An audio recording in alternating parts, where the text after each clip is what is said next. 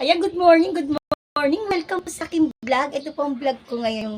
Pakita ko po to sa inyo. Kasi po, yung araw-araw, may ganito kasi yung isang na anak ko. Asa ba yun? Ito, araw-araw ito yung ginagamit niya. Ayan. Pag pupunta na work, ito yung gagamitin niya. Tapos pagdating dun sa work, papalitan niya na. Sabi ko sa anak ko, parang araw-araw ko kasi itong binablas. Kaya sabi ko, bumili ka na ng bago kasi parang siya, parang yung ilalim niya manipis na. And magtatag-ulan na, baka pasukan ng tubig yung paa mo, ganyan-ganyan. Ayun, bumili naman siya. Sabi ko kasi, kawa ka naman. Ay, ito yung binili niya, oh. Ito yung luma niya, ayan. Maano na yung ilalim, oh. Araw-araw yan, kada papasok yan. Binabrush ko yan ng yung natira kong yung may downy, yung mabango yun. Para mabango yung niya. Tapos, dito na nga, bumili siya. Hindi ko kala ko isa lang. Dalawa pala yung binili niya. Ito.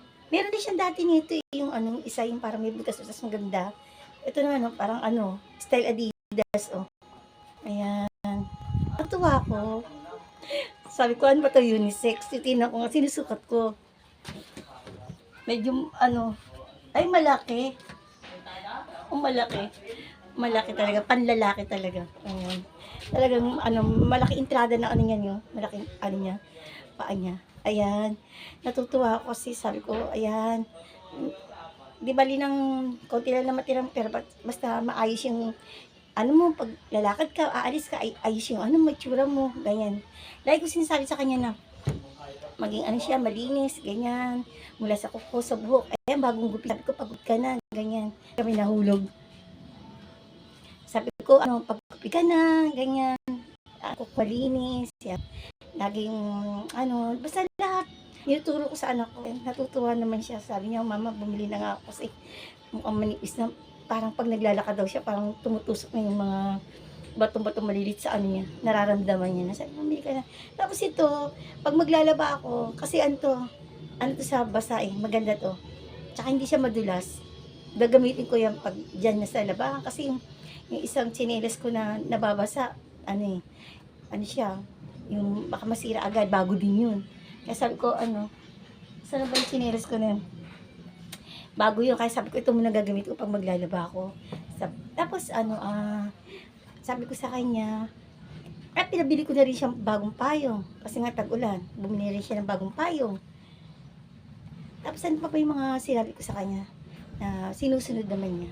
Kagabi. Buti na lang kagabi. Sabi niya, mama, lalabas ako, sabi niya. Sabi ko, bakit? Sabi niya, may nag-text daw sa kanyang tropa. Inuman daw siya, inuman. Sabi ko, huwag ka na uminom kasi para ma-relax din yung tiyan mo, yung sikmura mo, hindi palaging inom, padaaya, inom, ganyan. Sabi ko, konti lang yung, konti lang iinumin mo, ha. Tapos, siya, pinapakiramdam ko siya, nakaupo, nakabis na. Maya sabi niya, mami, hindi na raw kami tuloy. Salamat. Salamat naman, hindi na kayo tuloy. Para makapagpahinga na rin katawan mo, may pasok ka pa bukas, ganyan. Yan, ginagabayan ko siya, siyempre, nag-iisang anak, kaya maganda yung gabay ng magulang.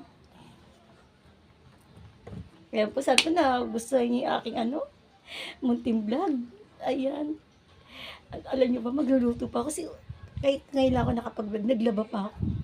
Dahil baka bumagsak ang ulan, naglaba ako ng mga 10 piraso lang. Gusto ko kasi 10 pieces, 15 pieces, labang ko na. Ayoko nang yung maglalaba ko ng marami. Parang hindi ako napapagod. Hindi ako na-stress. Ayan. Naglaba na ako, tapos ito, nag-vlog. Tapos magluluto naman ako ngayon.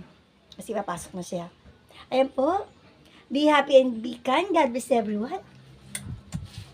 Bye!